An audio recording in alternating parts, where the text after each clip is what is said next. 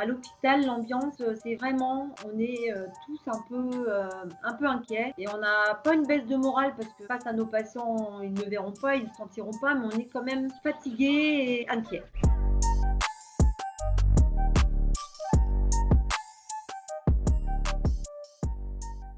Comment ça se passe à l'hôpital en ce moment avec le coronavirus? Alors, donc il y a eu la phase critique, ça date à peu près de 15 jours. Nous avons aménagé notre bloc donc, qui comprenait 3 salles de bloc opératoire et une salle de réveil. Donc celle-ci a été aménagée en secteur Covid. Donc il y avait 8 lits de réanimation Covid.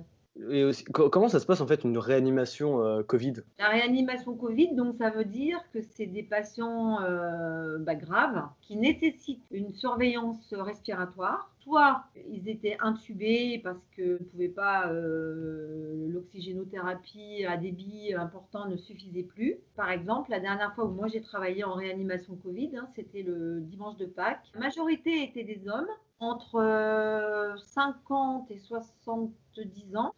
Sur les 8 patients, on avait une femme.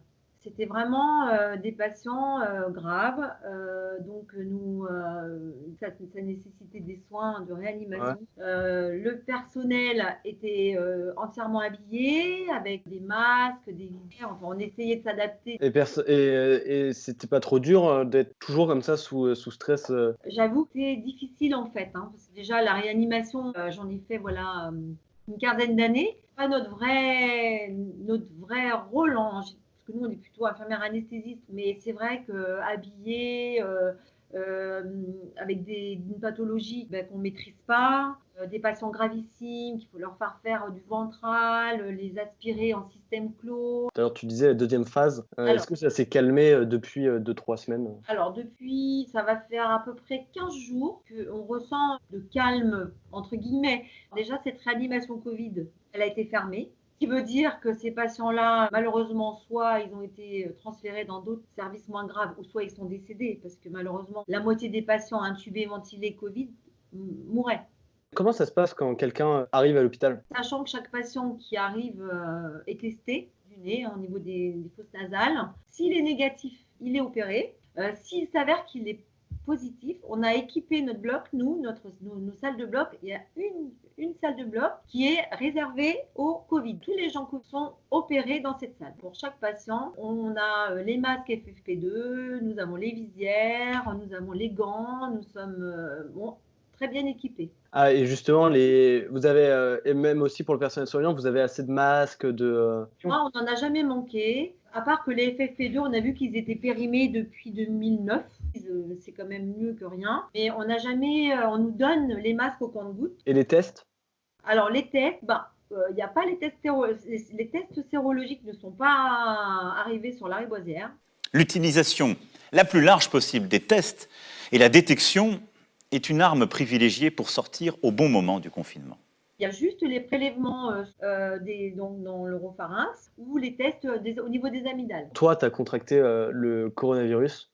Comment Alors, ça s'est passé? Comment tu te sentais? Enfin, c'était quoi tes symptômes? Et comment aussi tu l'as eu? donc moi, le 16 mars, j'arrivais du travail et j'ai commencé à ressentir d'énormes courbatures au niveau des jambes et des bras. Alors j'avais les jambes, les bras et au niveau thoracique.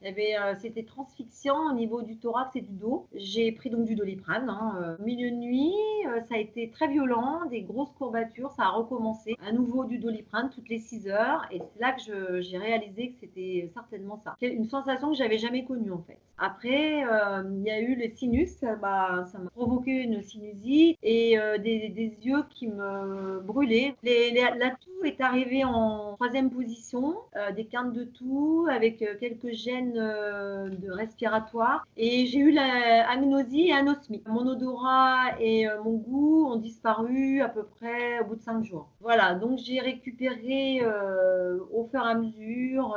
Les courbatures, elles ont duré très longtemps, surtout cette douleur transfixiante dorsale et sternale. Et la toux, elle est restée jusqu'au 14e jour. Donc j'ai repris le travail au bout du 14e jour. Ah, tu as repris le travail, 14 jours après. et tu étais encore La fin- Covid+ ou pas? Alors, la médecine du travail me suivait. Ouais. Je téléphone, par Covidom aussi, c'était donc un objet informatique, un petit bilan de santé informatique. J'ai eu aussi l'appel donc, de la médecine qui m'a autorisé la reprise. Donc j'ai demandé à avoir un test à nouveau pour savoir si j'étais apte, enfin si j'étais encore, si je pouvais transmettre encore le virus à mes collègues, à mes malades.